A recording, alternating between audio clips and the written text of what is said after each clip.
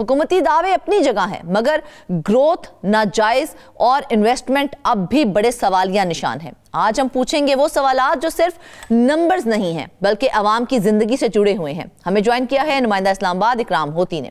اکرام صاحب، سب سے پہلے تو مجھے یہ بتائیے نا کہ اگر یہ کہا جا رہا ہے کہ مکمل سلائیڈ ڈاؤن کا خطرہ ٹل چکا ہے تو پھر میکرو اکنامک سٹیبلٹی عوام کو کیوں محسوس نہیں ہو رہی ہے؟ جی، در حقیقت بات یہ ہے کہ پاکستان دو جگہ پھنسا ہوا ہے۔ ایک طرف تو سیاسی جو انتشار ہے اس میں پھنسا ہوا ہے، دوسری طرف IMF کی کچھ شرائط ہیں اور وہ شرائط مشکل ہو رہی ہیں، ان پہ عمل کرنا دونوں طرف سے پھنسا ہوا ہے۔ اب یہ جو دونوں طرف سے پھنسے ہونے کی جو تازہ ترین صورتحال ہے وہ یہ ہے کہ کل شام کو ایک معاملہ طے کیا گیا ہے کہ پاکستان کو یہ کے لیے لازم ہے کہ اب پاکستان اپنی ٹیکسیشن بڑھائے، ورنہ نہ آپ جو منصوبے ہیں جو ملک کی ترقی کے لیے درکار ہیں نہ ان پہ آپ خرچ کر سکیں گے، نہ آپ قرضے واپس کر سکیں گے۔ تو یہ جو منصوبے چلانا اور قرضے واپس کرنا یہ اسٹیٹ کی سب سے بڑی دو ڈیوٹیز ہیں اس وقت، لیکن اس کے لیے جو رقم چاہیے اس میں فارن ایکسچینج بھی چاہیے، اس میں ٹیکس بھی چاہیے اور اس میں انویسٹمنٹ بھی چاہیے۔ اب ٹیکس اور انویسٹمنٹ کا جو ہے آپس میں ایک پاکستان میں مدتوں سے لڑائی ہو رہی ہے کہ ٹیکسیشن جو ہے اور بجلی اور گیس کی جو قیمتیں ہیں وہ انویسٹمنٹ کو نہیں بڑھنے دے رہی۔ اب جو آگے معیشت آگے نہیں جا رہی تو اس کا مطلب یہ ہے کہ ٹیکسیشن اچھی نہیں ہوگی۔ تو IMF نے کہا ہے کہ آپ ایک کام کریں، آپ زرعی جو انکم ہے اس پہ ٹیکسیشن بڑھائیں۔ ابھی جو ٹوٹل جو انکم ہے پاکستان کو اس میں سب سے بڑا حصہ تو FBR کا ہے۔ FBR والے جو ہیں وہ اپنا ٹیکسیشن اکٹھا کر رہے ہیں اور ساتھ صوبے بھی اپنا سرپلس دے رہے ہیں مرکز کو، لیکن صوبے بھی صحیح طرح کمائی نہیں کر رہے ہیں، لہٰذا زرعی ٹیکس جو ہے اس کے بارے میں پہلی بات کی IMF نے، اور انہوں نے کہا ہے کہ آپ کی معیشت تو بیٹھی ہوئی ہے اور اس کی وجہ سے جو آپ کا پبلک فائنانس سسٹم ہے وہ بہت زیادہ انتشار کا شکار ہے، لہٰذا آپ ایک کام کریں کہ شروعات یہ کریں کہ حکومت تو یہ جو کہتی زرعی ہے کہ انکم ہے ہم جو ہے اسٹرکچرل ریفارمز پر کام کر رہے ہیں، اس پر کام جاری ہے، تو پھر یہ اصلاحاتی عمل اب تک اتنا ویک کیوں دکھائی دے رہا ہے ہمیں؟ جی دیکھیں، ایک کلیش ہے اس اصلاحاتی عمل کے درمیان اور جو ٹیکسیشن سسٹم ہے، پروڈکشن سسٹم ہے، ایکسپورٹ سسٹم ہے، ان میں جو انتشار ہے، ان دونوں کا آپس میں ایک ایسا منفی رد عمل ایک دوسرے کے ساتھ ہو رہا ہے کہ پاکستان میں ایک طرف مارکیٹ نہیں پھیل رہی، دوسری طرف جو ایکسپورٹ سرپلس ہے وہ بڑھ نہیں رہا، لہٰذا آپ کو فارن ایکسچینج نہیں مل رہی۔ پاکستان میں جو آلریڈی ٹیکسیشن ہے وہ ہائی ہے، لہٰذا بزنس نہیں چل رہے۔ اس کے علاوہ جو ٹیکس کا جو اپریٹس ہے وہ اس قابل ابھی نہیں ہے کہ وہ ٹیپ کر سکے ہر اس جگہ سے ٹیکس جہاں سے ٹیکس جنریٹ ہوتا ہے۔ اب جو انہوں نے IMF نے جو کہا ہے تازہ ترین، یہ کل شام کی بات ہے کہ آپ اس طرح کریں کہ جو زرعی انکم ہے اس پہ 13.5% سے 15% آف GDP جو ہے یہ بڑھایا جائے، یعنی کہ 1.5% GDP کا جو ہے وہ انکم بڑھائی جائے۔ 1.5% کافی بڑی رقم ہوتی ہے، اگر وہ رقم جمع ہو جائے تو 800 بلین سے 3800 بلین زرعی انکم ٹیکس بڑھانے کے لیے IMF نے کہا ہے۔ اب لیکن صورتحال کیا ہے؟ معیشت کو تو جھٹکے لگ رہے ہیں، مارکیٹ جو ہے وہ اس میں باقاعدہ ایک زوال کی شکل پیدا ہو چکی ہے، بحرانی صورت سے بڑے پیمانے پر تو ملک نکل آیا ہے، لیکن آئندہ 2 سال یعنی کہ جون 2028 تک نئے ٹاسک دے دیے ہیں IMF نے کہ اگر ہمارے ساتھ آپ نے معاملہ جاری رکھنا ہے تو جون 2028 تک آپ کو یہ کرنا ہوگا کہ ایک تو زرعی انکم کرنی ہوگی، دوسرا آپ نے ہر جگہ سے جہاں سے ٹیکس کی وصولی ہو سکتی ہے تو ٹیکس آپ نے لینا ہے۔ اگر ٹیکس لینا ہے تو پھر مزید ان لوگوں سے بھی لیں جو کہ سروس جو ہے کا شعبہ ہے اس میں سے لیں، مکینک سے بھی لیں، دودھ بیچنے والے سے بھی لیں، جو مکان بناتے ہیں چھوٹے موٹے ٹھیکیدار ان سے بھی لیں، انکم ٹیکس سب سے لیں، اور ورنہ آپ کی جو محصولاتی سسٹم ہے وہ بیٹھ جائے گا۔ محصولاتی سسٹم بیٹھا ہوا ہے، اور ساتھ ہی آپ کا انویسٹمنٹ سسٹم بیٹھا ہوا ہے, ساتھ ہی آپ کی ایکسپورٹ سسٹم بیٹھا ہوا ہے. اب یہ سارے سسٹم جب بیٹھ جاتے ہیں تو اس کا مسئلہ کیا ہوتا ہے کہ سٹرکچرل مسئلہ پیدا ہوتا ہے. آئی ایم ایف نے کہا ہوا ہے کہ سٹرکچرل مسائل سے نمٹنے کے لیے آپ تیاری کریں.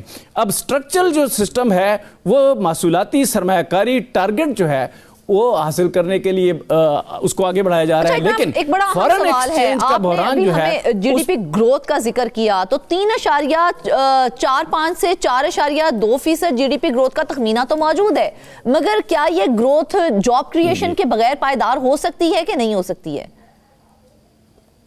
نہیں, تینوں چیزیں چاہیے نا آپ کو ایکسپورٹ سرپلس چاہیے, آپ کو امپلائمنٹ چاہیے, آپ کو انویسٹمنٹ چاہیے. اور اگر امپلائمنٹ اور انویسٹمنٹ ہو جائے اور ایکسپورٹ پروڈکشن جو ہے وہ بڑھ جائے تو اس کے بعد ٹیکس چاہیے, اور ٹیکس کو بڑھانے کے لیے آپ کو نئے نئے میتھڈز اپنانے ہیں.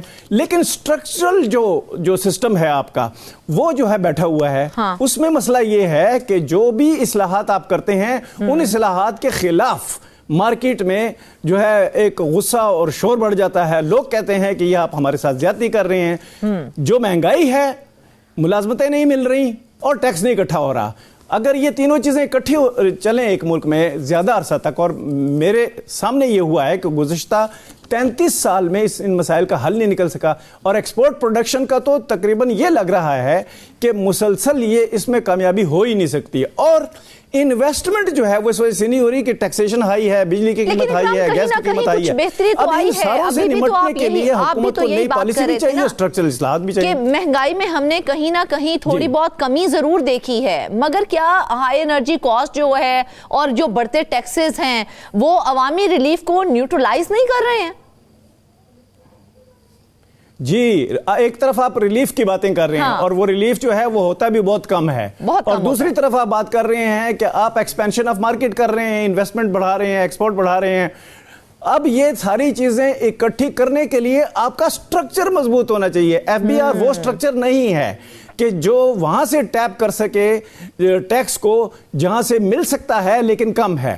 اب اس کو بہتر کرنے کے لیے آپ کو مارکیٹ ایکسپینشن چاہیے. مارکیٹ ایکسپینشن جو ہے وہ لو کاسٹ پروڈکشن کے بغیر نہیں ہو سکتی, اور جو ایکسچینج فارن ایکسچینج ہے وہ آپ کو ایکسپورٹ پروڈکشن بڑھانے کے بغیر نہیں مل سکتی. تو آپ سارے شعبوں میں پاکستان سلائیڈ میں ہے, تو اس سلائیڈ سے نکلنے کے لیے اگر ہم کوشش کریں تو ساتھ ہی آئی ایم ایف انٹرونشن کرتا ہے. وہ کہتا ہے کہ نہیں, آپ ایک کام کریں کہ پہلے زرعی انکم ٹیکس شروع کریں اور جو کم کمائی والے لوگ ہیں ان سے بھی ٹیکس لیں. اگر ان سے لیتے ہیں تو اس کا مطلب یہ ہے کہ مارکیٹ تو مزید جو ہے سکڑ جائے گی. اچھا اکرام, آپ نے کہا کہ ایکسپورٹ میں بہتری لانی چاہیے, ایکسپورٹ میں بہتری آئے گی تو ٹھیک ہے, معاملات بھی بہتر ہوتے چلے جائیں گے. اور ابھی بھی ہم نے دیکھا ہے گورنمنٹ یہ کہہ رہی ہے کہ ڈالر کے مقابلے میں روپے کی قدر میں بھی بہتری آئی ہے. اگر یہ تمام چیزیں ہو رہی ہیں تو پھر ایکسپورٹ اور ایف ڈی آئی کیوں آگے نہیں بڑھ پا رہے ہیں؟ اس میں کیا پرابلمز آ رہی ہیں؟ اور ایکسپورٹ تو تین چیزیں چاہیے اس کو. ایک فارن انویسٹمنٹ چاہیے, کسی بھی ملک میں فارن انویسٹمنٹ کے بغیر ایکسپورٹ پروڈکشن اپریٹس نہیں بنتا. دوسرا چاہیے کہ آپ ایکسپورٹس کو بڑھانے کے لیے اور زیادہ رقم حاصل کرنے کے لیے کچھ فیسلٹیز دیں جو ریمیٹنسز کے لیے, کہ ریمیٹنس بڑھائے جائیں, جو اوورسیز پاکستانیز ہیں وہ ریمیٹنس بھی بھیجیں. تو ان دونوں سے مل کر ایک فنڈ بنتا ہے بہت بڑا, جس کو پاکستان امپورٹ کرنے کے لیے بھی استعمال کر سکتا ہے, باہر سے جو امپورٹ سٹرکچر ہے اس کو بہتر کرنے کے لیے بھی کر سکتا ہے, اس کے علاوہ قرضے بھی واپس کر سکتا ہے. اب قرضوں کی جو صورتحال ہے پاکستان کی وہ یہاں تک پہنچ چکی ہے کہ آپ کے پاس جو سورسز ہیں فارن ایکسچینج کے وہ سکڑتے جا رہے ہیں اور قرضوں کا بوجھ بڑھتا جا رہا ہے. اب آپ اس پر جو سود ہے وہ بھی پے نہیں کر پا رہے. تو ایسی صورتحال میں جو سٹرکچر پورا ہے وہ کریک ہو جاتا ہے اور پھر سلائیڈ کرتا ہے. یہ سلائیڈ کا عمل رک نہیں رہا اور آئی ایم ایف کہہ رہا ہے کہ آپ مزید ٹیکس بڑھائیں. یہ صورتحال بنی ہوئی ہے. اکرام, مطلب اس کا مطلب ہے کہ یہ مکمل حقیقت ہے کہ ہائی ٹیکسیشن نے جو ہے وہ ہماری انڈسٹریل ایکٹیویٹی کو مکمل طور پہ سست رفتار کر دیا ہے. جی, high taxation, cost of production, absence of dollar اور اس کے علاوہ ایبسنس آف انویسٹمنٹ, یہ ساری چیزیں ملیں گی تو مارکیٹ انہی سب چیزوں کی وجہ سے ریونیو کلیکشن بھی ہمارا متاثر ہو رہا ہے. ریونیو کلیکشن کے تین مسئلے ہیں. ایک تو یہ ہے کہ وہ جو گروتھ ہو رہی تھی وہ نہیں ہو رہی, دوسرا یہ ہے کہ چوری ہو رہی ہے, اور تیسرا یہ ہے کہ نیا بزنس نہیں آ رہا ہے, انویسٹمنٹ نہیں ہو رہی اور لہٰذا ٹیکسیشن نہیں مل رہی. کس طرح سے ہوگا, کس طرح سے بزنس آگے بڑھے گا جب آپ اتنے ٹیکس لگا دیں گے, جب آپ بہت زیادہ ان کے اوپر پابندیاں لگا دیں گے؟ تو آپ کیا تصور کرتے ہیں کہ اس طرح سے کیا کوئی یہاں پر آ کے بزنس کرے گا اور پاکستان کو ریونیو کلیکٹ ہو سکے گا اس طرح سے؟ دیکھیں جی, ملیشیا اور سنگاپور نے کیا کیا ہے, انہوں نے انویسٹمنٹ کو کہا ہے کہ آئے اور ہم آپ کو مفت زمین دے رہے ہیں, ہم کچھ عرصے تک آپ کو ریڈیوس ریٹ پہ بجلی دے رہے ہیں, گیس دے رہے ہیں, ہمارے جو لوگ ہیں ان کو ہم تنخواہیں کم دیں گے, آپ کے کاسٹ آف پروڈکشن کم ہوگی. تو جس طرح چین میں امریکہ گھس گیا اور ملائیشیا میں بھی باقی یورپ گھس گیا اور وہاں پہ ترقی شروع ہو گئی, تو یہ میتھڈ نہیں اپنایا جا رہا.